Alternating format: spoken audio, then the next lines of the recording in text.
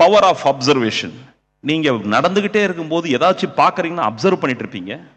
Observe பண்ற எல்லா விஷயத்தையும் இன்டர்பிரட் பண்ணி பார்ப்பீங்க. ஏன் இது இப்படி இருக்குது, இது இப்படி இருக்கிறதுனால, அப்ப நீங்க இதை ஒண்ணு போடும்போது இதுல இருந்து உங்களுக்கு ஒரு கல்வி கிடைக்கும். ஓ, இதுக்கு இந்த காரணத்துக்காக தான் இதை இப்படி செஞ்சிருக்கணும். இந்த பில்டிங்ல இந்த இடத்துல ஃப்ளோரிங் இப்படி பண்ணிருக்கிறாங்க, இந்த இடத்துல கிளாஸ் ஏன் வச்சிருக்காங்க, டபுள் லேயர் கிளாஸ் வச்சிருக்காங்க.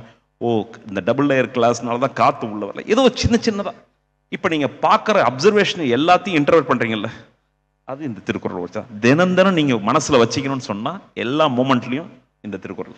இன்ஃபேக்ட் நீங்க அன்னைக்கு நாங்க டிஸ்கஸ் பண்ணும்போது கூட சார் ஒரு விஷயம் சொன்னாரு, அதாவது சிம்பிளிஃபை பண்ணணும், இன்னும் எளிமையா வந்து இந்த திருக்குறளை வந்து எப்படி மக்களுக்கு கொண்டு போய் சேர்க்கணுமோ அதுக்கு ஐ திங்க் இந்த மாதிரி தினசரி வாழ்க்கையில நம்ம ஒவ்வொரு விஷயங்கள் பண்ணும்போது அந்தந்த நேரத்துல எந்த குறள் பொருத்தமா இருக்குமோ அதை அப்படியே நம்ம சொல்லிட்டு வந்தோம் அப்படின்னா ஐ திங்க் அது நம்மளுக்குள்ளேயே அப்படியே ஊறி போயிடும் நினைக்கிறேன்ல. கண்டிப்பாங்க, நான் 100% ஏத்துக்கிறேன். நீங்களா தான் செய்யணும். ஓகே, உங்க பிள்ளைங்க ஏதாவது ஒரு காரியம் செய்யறாங்கன்னா சொல்றாங்கன்னா அந்த நேரம் ஒரு திருக்குறள் ரெஃபரன்ஸா சொல்லுங்க. திருக்குறள் புத்தகமா படிக்கணும்னு அவசியம் கிடையாது. நீங்க படிச்ச விஷயத்த ஒவ்வொரு தருணத்துல சொல்லுங்க. இல்ல நான் தமிழ் சினிமாவுக்கு ரொம்ப நன்றி சொல்லுவாங்க. ஏன்னு கேட்டீங்கன்னா எல்லா படத்துலயும் பாருங்க ஏதோ ஒரு இடத்துல திருக்குறளை புகுத்திருப்பாங்க. நான்லாம் ஃபர்ஸ்ட் பாய்ஸ் படத்துல வந்து முகநக நட்பது நட்பது அப்படிதான் அதெல்லாம் பை ஹார்ட்டே ஆச்சு. சோ அந்த மாதிரி தான் இன்னைக்கு நீங்க சொல்ல போற ஈவினிங் நிகழ்ச்சியும் வந்து இருக்க போகுதுன்னு நினைக்கிறேன். தமிழ் சினிமா படைப்பாளிகள் அத்தனை பேருக்கு நன்றி தெரிவிச்சுக்கணும் நம்ம.